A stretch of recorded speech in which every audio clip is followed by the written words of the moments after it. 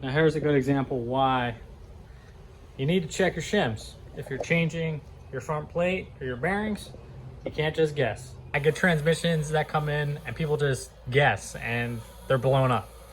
So make sure you measure this. You have to measure it. If you don't, you're just asking for problems, you're asking for failures, and it's really just a waste of time to do this whole process and skip out on checking your shims. This is very important. The shims are and the bearings are set up from the factory with those cases. So if you change any part of the case, it's most likely going to change your shim. And I know a lot of people out there, they just guess, they just throw this stuff back together, and you're never going to get it 100% if you're guessing. Smart thing to do, get yourself a shim set and some calipers and measure. I'll leave all the tools in the description. Do it right, guys. Do it once and have no problems. I'm going to show you what I got. I have no shims in there right now, just checking the total play I have in this shaft. Roughly 54 thousandths here. Just remember that measurement. And I'm going to show you the shim that was in here. All right, now the input shim I pulled out of here is about 40 thousandths. So we're a solid 13 to 15 thousandths off right now. So if you were to just guess and hope that this was going to work with your conversion and not measure, you would have blew up your transmission. So get yourself a shim kit, get yourself a set of calipers, dial indicator. I'll leave the links in the description below. Got a T56 out of a Corvette.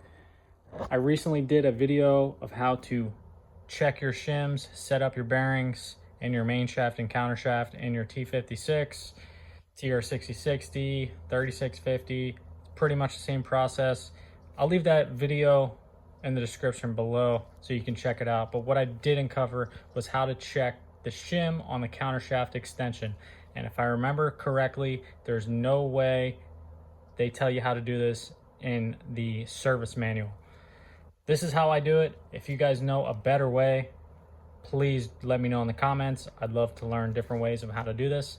But for those of you who have never done this or you don't know how to do this, this is how I do it. I'm going to show you how to check your shim and your countershaft extension. For those of you that don't understand what's going on, let me give you a quick explanation. This shaft, these bearings are preloaded in the case. So you need to set up your end plate or your preload on these bearings. That's what we're doing right now. I took out the shims in the countershaft extension, so there's no shim in it, and I'm measuring how much play I have between the countershaft and the bearing that's in the tail housing. You can do it with a shim installed, but I like to do it without a shim, and then I can just measure how much end play there is, find a shim. If it's 40 thousandths, put a 40 thousandth shim in there, recheck, should be good to go. After everything is loaded up, I got 2 bolts in the tail housing, that's on. You want to take out your shift guide plate. It's a T40, 2 T40s in there. And we're going to take a peek inside and I'll show you what I got going on. What you're looking at is a magnet. That magnet is a target plate from a company called TND Machine. I purchased their pinion depth checker kit for doing 8.8 ring and pinion rebuilds, and I'm using that magnet. It's just a simple magnet. If you want to order that magnet from them, I'll leave their information below. What you'll also need is a bolt. This is a 6-inch long bolt that I found in my toolbox. I have a bunch of hardware for scenarios like this, and it's coming in handy. And if you follow that all the way up, the top of that bolt is touching my dial indicator. And there's a shot from above. And there's a good shot of why you need 6 gear on there. Not only for the target plate, but we need something to pry up on in order to check the end play. Next, you want to take your pry bar, and this is where it can get a little tricky, and I'm going to show you guys why. Now, this 6 gear has a little bit of play before it bottoms out. See that movement there? So your 0 is here. There's a little bit of a closer shot. You can see that gear moves up. That is 0. So you want to make sure that you got this pried up a little bit before you take a reading. And once you have it there, you can just pry up and you can get a reading. This is with the pry bar just resting in there, and the play is taken out of 6th gear. Now, if I just let 6th gear drop, you're gonna see we lost about 40 thousandths right there. So once it's at 0 right there, now I can take a reading. All right, so I had a 55 thousandths shim in there when I took it out. This has no shim in it right now. I'm gonna see what we got here. Showing about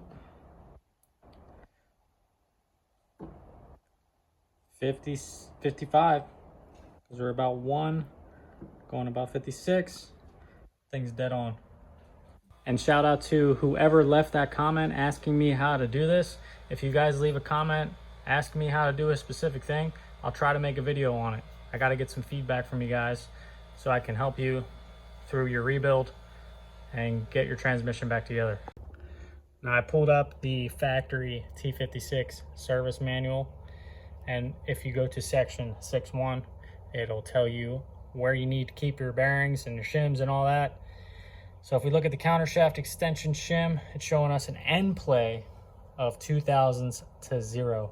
So you need to have at least 2 thousandths of end play. That's kind of weird how they have it worded that way, because if you look up at the input, you got an end play of 0 to 2 thousandths.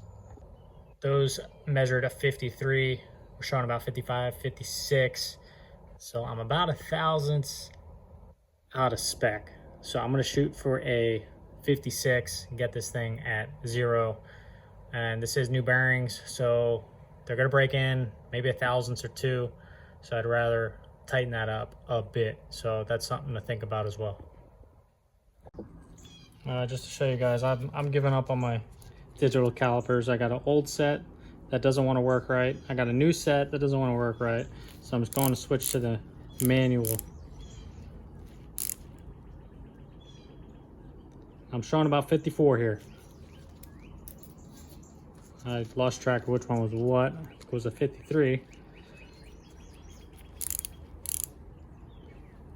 Interesting. Both the same. I keep getting these mixed up. When you're dealing with 1 thousandths, it really changes things. Okay, there we go. I'm showing about 53.5. Let's check the other side of this.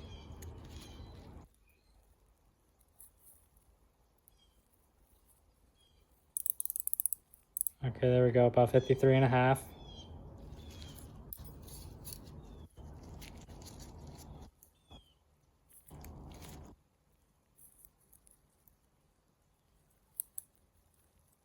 There we go, we got 54 there.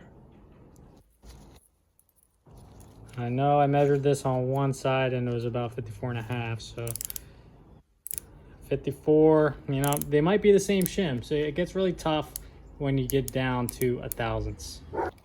And I got this guy right here that's just 55.5. I think I'm gonna go with this guy. That's why I told you guys it's important to, you know, spin your shafts up, get a feel for it. Let's see, now this one's showing me a different reading on the other side. There might just be some dirt on it or a little burr on the outside. 56, so 55, 56 on this one. Well, since we were showing about 55, 56, and we want a maximum of 0 end play, I'm gonna go with this guy because I'm right between 55, 56. And once that bearing breaks in a little bit, gets seated, get a couple miles on this transmission, it'll be right where it needs to be.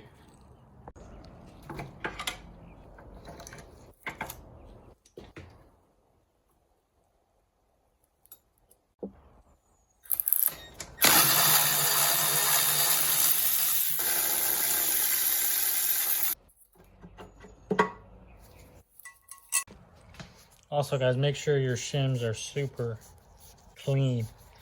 As far as the shim itself and the race and where it's being installed in the case.